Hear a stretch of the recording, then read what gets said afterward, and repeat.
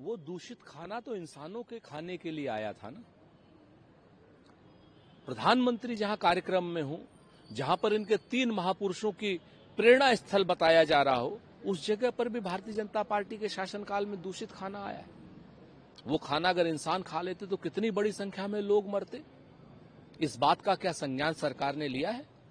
क्या वो दूषित खाना, वो जो भ्रष्टाचार इस सरकार के नाक के नीचे हुआ है, मुख्यमंत्री और प्रधानमंत्री जी की नाक के नीचे हुआ है, उस पर कोई संज्ञान लिया गया है?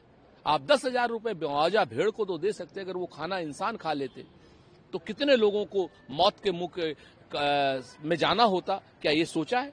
क्या भारतीय जनता पार्टी ने इस भ्रष्टाचार के खिलाफ कोई कार्रवाई की है, या भारतीय जनता पार्टी के सारे नेता, सारे मंत्री और सारे अधिकारी इस भ्रष्टाचार में लिप्त हैं?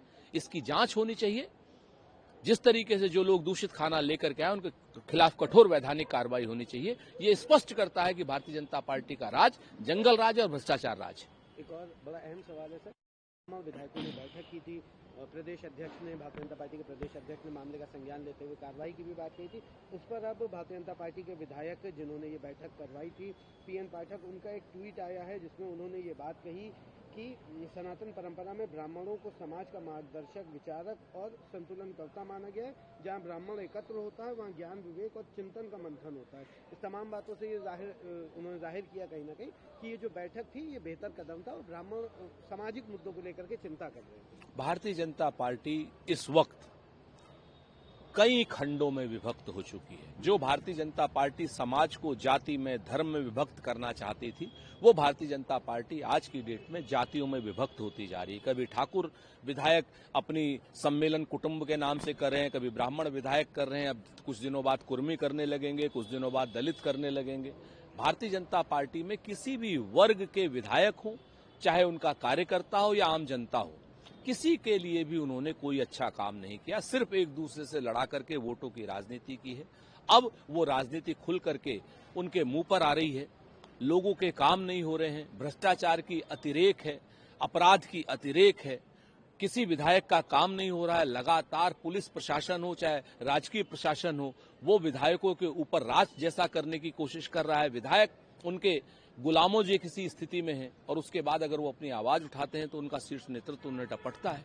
ये लोकतंत्र के खिलाफ है। इसी तरह देखते हैं आप उनके बयान को, हालांकि कई मौलानाओं ने बयान का खंडन। देखिए, मौलानाओं को धार्मिक काम करने चाहिए, राजनीतिक कामों में और सामाजिक कामों में हस्तक्षेप नहीं करना चाहिए। कौन नया साल मनाना चाहता है, कौन अंग्रेजी नया साल मनाना चाहता है, कोई कौन संवत मनाना चाहता है और कौन हिजरी मनाना चाहता है, ये सब लोगों पर छोड़ देना चाहिए। इस तरीके की बयानबाजी करके ऐसे लोग अपने धर्म को बदनाम करते हैं, ऐसे लोगों के ऊपर ज्यादा ध्यान नहीं देना चाहिए। इसी कह रही है कि उनकी बात को भी एक बार सुना जाना चाहिए। हालांकि भारतीय जनता पार्टी के भी कुछ नेता उनके पक्ष में बात करें, कैसे देखते हैं ऑल ओवर प्रकरणों को, क्या कहेंगे जिस तरह से उनकी बेटी देखिए, भारतीय जनता पार्टी हमेशा रेप के आरोपियों की, दुराचारियों की एक पार्टियों की जमात भर रह गई है। सुप्रीम कोर्ट ने अपना निर्णय दिया, कोर्ट ने संविधान को बचाया, कोर्ट ने लोकतंत्र को बचाया, कोर्ट ने जनभावनाओं को बचाया है। हम कोर्ट के निर्णय का स्वागत करते हैं और जो लोग भी आरोपित हैं वो अपने पक्ष में तो बात करेंगे ही, लेकिन आश्चर्यजनक ये है कि भारतीय जनता पार्टी जो आरोपी हैं रेप के, उनके पक्ष में हमेशा खड़ी हो जाती है, जुलूस निकालने लग जाती है, चाहे वो रेप के आरोपी कठुआ के हों और चाहे उन्नाव के। तो ये बड़ा कदम है, कैसे देखते हैं? सुप्रीम कोर्ट के हम इस निर्णय का निशर्त सम्मान करते हैं। सुप्रीम कोर्ट ने अपने पुराने आदेश को पर रोक लगाकर देश की भावनाओं को, नल नील कोल भील पिछड़े दलित आदिवासियों के हकों को बचाने का काम किया है। सुप्रीम कोर्ट का ये निर्णय स्वागत योग्य है।